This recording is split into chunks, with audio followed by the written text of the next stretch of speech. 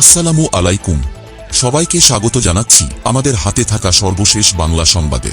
আপনাদের সাথে আছি আমি আফনান করিম। শুরুতেই সংবাদ শিরোনাম। রফিকুল হত্যা মামলায় 5 দিনের রিমান্ডে সাবেক রেলমন্ত্রী সুজন।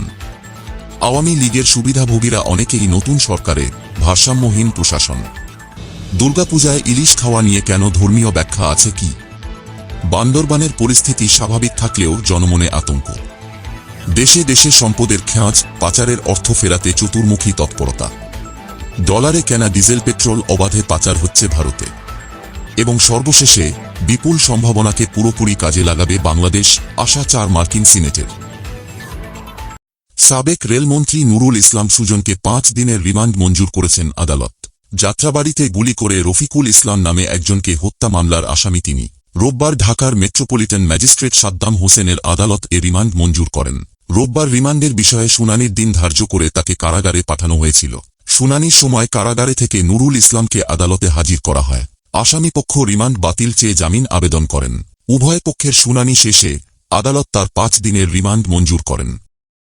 এদিকে আওয়ামী লীগ সরকারের পতনের পর অনেক বঞ্চিত কর্মকর্তাকে পদোন্নতি দিয়ে জ্যেষ্ঠ সচিব ও সচিব করা হয়েছে। এতে অতিরিক্ত কর্মকর্তাদের বেতন ভাড়া বাবদ একদিকে প্রশাসনিক ব্যয় যেমন কিছুটা বেড়েছে, তেমনি অনেক ক্ষেত্রে নিয়মনীতির তোয়াক্কা না করে রাজনৈতিক বিবেচনায় পদোন্নতি দেওয়ায় বাকি কর্মকর্তাদের মধ্যে ক্ষোভ সৃষ্টি হয়েছে। পদোন্নতি পদায়নের দাবিতে অনেকে বিক্ষোভ করছেন। এমনকি বিষয়টিকে কেন্দ্র করে সচিবালয়ে কর্মকর্তাদের মধ্যে হাতাহাতির মতো ঘটনাও ঘটতে দেখা গেছে। একই সঙ্গে শেখ হাসিনার সরকারের সময় গুরুত্বপূর্ণ দায়িত্ব পাওয়ারা অনেকেই এই সরকারে পদোন্নতি পেয়েছে বলে অভিযোগ রয়েছে। এর মধ্যে অনেকেই নতুন সরকারকে সহযোগিতা করছেন না। অভিযোগ পাওয়া যাচ্ছে যে আওয়ামী লীগ আমলে সুবিধা পাওয়া কর্মকর্তাদের কেউ কেউ নতুন সরকারকে সহযোগিতা করছেন না। সব মিলিয়ে ক্ষমতা বদলের 1.5 মাস পরেও প্রশাসনে এক ধরনের অস্থিরতা ও সরকারি কাজে ধীরগতি দেখা যাচ্ছে, যা নিয়ে বেশ বেকায়দায় পড়েছেন অধ্যাপক ড. মোহাম্মদ ইউনূসের সরকার। কাঠামোগত দিক থেকে বাংলাদেশের জনপ্রশাসন অনেকটা পিরামিডের মতো হওয়ার কথা বলে জানাচ্ছেন সাবেক আমলারা। সাবেক সচিব আবু আলম বলেছেন, প্রশাসনের মাথার দিকে জনবল কম থাকবে এবং নিচের দিকে বেশি থাকবে, যা দেখতে অনেকটা মিশরের পিরামিডের মতো। তিনি বলছেন, এখন সেটির উল্টো চিত্র দেখা যাচ্ছে। সরকারি কর্মচারী ব্যবস্থাপনা পদ্ধতির তথ্যানুসারে জনপ্রশাসনে নিয়মিত সচিবের পদ সংখ্যা 60টি, কিন্তু বিগত আওয়ামী লীগ সরকারের সময় সেটি বাড়তে বাড়তে 82তে উন্নীত হয়। অন্তর্বর্তী সরকার ক্ষমতায় বসার পর আগের অনেক চুক্তিভিত্তিক নিয়োগ বাতিল করার পাশাপাশি বেশ কয়েকজন সচিবকে বাধ্যতামূলক অবসরে পাঠানো হয়েছে। এছাড়া বিশেষ ভারপ্রাপ্ত কর্মকর্তা বা ওএসডিও করা হয়েছে কিছু কর্মকর্তাকে। অন্যদিকে বাংলাদেশের পরিবর্তিত পরিস্থিতিতে অন্তর্বর্তী সরকারের স্রেফ একটি ঘোষণায় এবছরের দুর্গা পূজাটা মৎস্যপ্রেমী পশ্চিমবঙ্গের বাঙালির কাছে স্বাদহীন হয়ে উঠেছিল। বলা হয়েছিল, এবার আর পূজার সময় পদ্মার ইলিশ পাঠানো হবে না ভারতে। প্রতি বছর যা সৌজন্য উপহার হিসেবে পাঠানো হতো শেখ হাসিনার পক্ষ থেকে। ক্ষমতার হাত বদল হতেই এই রীতিতে ছেদ পড়তে চলছিল। কিন্তু শনিবার আচমকাই সিদ্ধান্ত বদলে ফেলে বাংলাদেশ। দুর্গাপূজা উপলক্ষে ভারতে 3000 মেট্রিক টন ইলিশ রপ্তানির সিদ্ধান্ত নেয় সরকার। কিন্তু আদৌ কি দুর্গাপূজার সঙ্গে ইলিশ মাছের কেন সম্পর্ক আছে? বিশেষজ্ঞরা বলছেন, দুর্গাপূজার যে ধর্মীয় আচার, সেখানে কোথাও ইলিশ মাছ বা পদ্মার ইলিশের প্রসঙ্গ নেই। এটি মূলত প্রাচীনকাল থেকে চলে আসা একটি লেখাচার, যা এখন বাঙালিদের একাংশের ভুজুগে পরিণত হয়েছে। দুর্গাপূজায় ইলিশ মাছ ভ্যাট দেওয়ার যে প্রথা এখন দেখা যায়, তার কেন পৌরাণিক ব্যাখ্যা নেই। এই প্রথা শুরু হয় অষ্টাদশ শতকের দ্বিতীয়ার্ধে কলকাতায়, যখন রাজা নবকৃষ্ণদেব দুর্গাপূজা শুরু করলেন, তারপর থেকে। এদিকে পার্বত্য চট্টগ্রামের সংঘাতময় পরিস্থিতির কারণে রাঙ্গামাটি ও খাগড়াছড়ি উত্তপ্ত অবস্থা থাকলেও বান্দরবানের পরিস্থিতি স্বাভাবিক রয়েছে। এখানে দোকানপাট, ব্যবসা প্রতিষ্ঠান, ব্যাংক, বিমা সবকিছুই খোলা রয়েছে।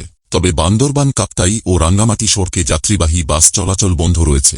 অপ্রীতিকর ঘটনার আশঙ্কায় বাস মালিক সমিতি এসবকে যাত্রীবাহী বাস চলাচল গত 2 দিন থেকে বন্ধ রেখেছে। তবে সড়কটিতে হালকা যানবাহন চলাচল করছে। ভয়াবহ দুর্ভোগে যাত্রী ও পর্যটকরা। অতিরিক্ত ভাড়া দিয়ে যাত্রীরা চলাচল করছে রাঙ্গামাটি বান্দরবান সড়কের বিভিন্ন জায়গায়। বান্দরবানের পরিস্থিতি স্বাভাবিক থাকলেও যে কোনো সময় অপ্রীতিকর ঘটনা ঘটতে পারে বলে আশঙ্কা জন্মনে আতঙ্কে আছে তারা। জেলা শহরসহ বিভিন্ন জায়গায় সেনাবাহিনী ও পুলিশের টহল দেয়া হচ্ছে। অনাকাঙ্ক্ষিত ঘটনা এড়াতে প্রশাসন এবং নিরাপত্তা বাহিনীর পক্ষ থেকে সব ধরনের নিরাপত্তা ব্যবস্থা নেওয়া হয়েছে বলে জানিয়েছেন জেলা প্রশাসক শাহ মোজাহিদ উদ্দিন। অন্যদিকে বিদেশে পাচার হওয়া বিপুল পরিমাণ অর্থ ফেরত আনতে জোরালো উদ্যোগ নিয়েছে অন্তর্বর্তী সরকার। এরই মধ্যে যুক্তরাষ্ট্র, যুক্তরাজ্য, সুইজারল্যান্ড সহ বেশ কয়েকটি দেশের কাছে সহায়তা চাওয়া হয়েছে।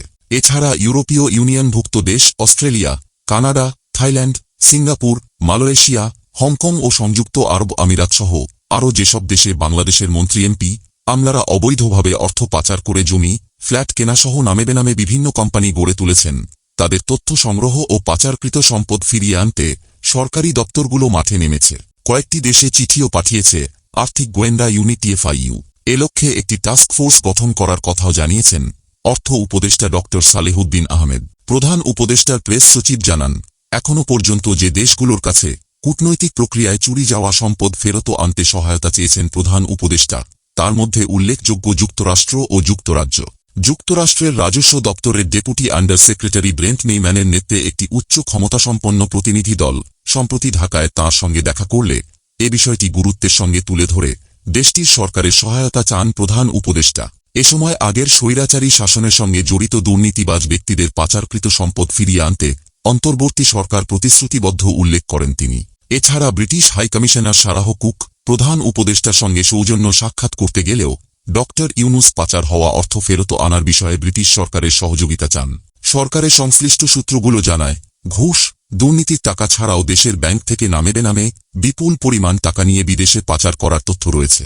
তবে পাচারকৃত এ অর্থ ফেরত আনার প্রক্রিয়াটি বেশ সময়সাপেক্ষ ও জটিল বলে প্রধান উপদেষ্টাকে অবহিত করা হয়েছে। এ কারণে প্রধান উপদেষ্টা চাইছেন ফেরত আনার আগে সেই সম্পদ সংশ্লিষ্ট দেশের সরকারের সহায়তায় জব্দ করার উদ্যোগ গ্রহণ করতে, যাতে সম্পদগুলো আন্ডারগ্রাউন্ডে না চলে যায়। এক্ষেত্রে পৃথিবীর বিভিন্ন দেশে বাংলাদেশ থেকে পাচার হওয়া অর্থসম্পদ ফেরত আনার লক্ষ্যে প্রথম পদক্ষেপ হিসেবে ওই দেশগুলোতে বাংলাদেশিদের অবৈধ সম্পদ জরুরি ভিত্তিতে ফ্রিজ করার জন্য কূটনৈতিক কার্যক্রম শুরু করেছেন প্রধান উপদেষ্টা। একই সঙ্গে সরকারের সংশ্লিষ্ট দপ্তরগুলোর প্রতিনিধি নিয়ে টাস্ক ফোর্স গঠন করে ওই টাস্ক ফোর্সের মাধ্যমে অর্থ ফেরত আনার পরবর্তী প্রক্রিয়া শুরু করার বিষয়েও অর্থ মন্ত্রণালয়, বাংলাদেশ ব্যাংক, বিএফআইইউকে নির্দেশনা দিয়েছেন।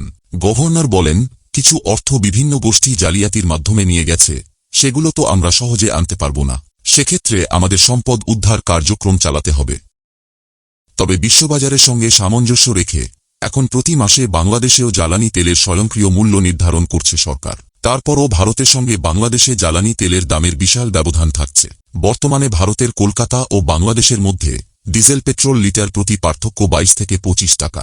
দামের এই বিশাল পার্থক্যের কারণেই বৈদেশিক মুদ্রায় কেনা জ্বালানি তেল অবাধে পাচার হচ্ছে ভারতে। দুই দেশের দামের পার্থক্য 5 টাকার মধ্যে নিয়ে আসার পরামর্শ দিয়েছেন খাত সংশ্লিষ্ট ব্যক্তিরা।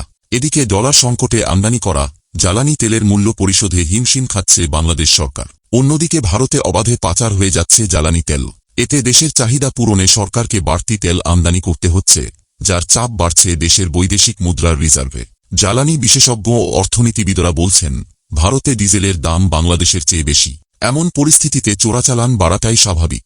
তাই দুই দেশের মধ্যে তেলের দামের পার্থক্য কমিয়ে আনতে হবে। এতে তেল পাচারের ঝুঁকিও কমবে। একই সঙ্গে বাড়তি তেল আমদানির চাপ ও জ্বালানি তেল পাচার বন্ধ করা গেলে সাশ্রয় হবে বৈদেশিক মুদ্রা। চলমান বৈদেশিক মুদ্রা সংকটের মধ্যে অবাধে জ্বালানি তেল পাচারের বিষয়টি ভাবিয়ে তুলেছে সরকারকেও। জানা গেছে, বাংলাদেশের তুলনায় ভারতের বিভিন্ন রাজ্যে ডিজেলের দাম বেশি হওয়ায় পাচারে সক্রিয় একটি অসাধু চক্র। বাংলাদেশ পেট্রোলিয়াম কর্পোরেশনের চেয়ারম্যান আমিন উল আহসান বলেন, ভারতে তেল পাচারের বিষয়টি খোঁজ খবর নিয়ে অবশ্যই ব্যবস্থা নেব। কোনো অবস্থায় দেশ থেকে জ্বালানি তেল পাচার হতে দেওয়া যাবে না। প্রসঙ্গত, বাংলাদেশকে সমর্থন এবং গণতন্ত্রের সফল উত্তরণে সহায়তার কথা জানিয়েছেন যুক্তরাষ্ট্র সিনেটের 4 সদস্য। সম্প্রতি হওয়া ব্যাপক বিক্ষোভের প্রেক্ষাপটে দেশে জরুরি ভিত্তিতে গণতান্ত্রিক সংস্কার কাজ চালানো এবং জবাবদিহি প্রতিষ্ঠার প্রয়োজনীয়তার ওপর গুরুত্বারোপ করেছেন তাঁরা। অন্তর্বর্তী সরকারের প্রধান উপদেষ্টাকে লেখা এক চিঠিতে এই কথা জানিয়েছেন মার্কিন ওই 4 আইন প্রণেতা। তাঁরা বাংলাদেশে বাস্তবিক অর্থেই রাজনৈতিক ও প্রাতিষ্ঠানিক পরিবর্তন আনার আহ্বান জানিয়েছেন। বাংলাদেশের জনগণ এমন একটি সরকার প্রতিষ্ঠার অধিকার রাখে, যা তাদের মতামতকে সম্মান জানাবে, অধিকারের সুরক্ষা দেবে ও মর্যাদা সমুন্নত রাখবে। সিনেটররা বলেন, ঐতিহাসিক এ মুহূর্ত এমনিতেই আসেনি।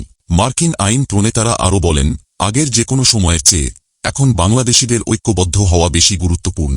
ঐক্যবদ্ধ হয়ে একটি অন্তর্ভুক্তিমূলক সরকার পুনর্গঠন করতে হবে, যা বাংলাদেশের বিপুল সম্ভাবনাকে পুরোপুরি কাজে লাগাবে।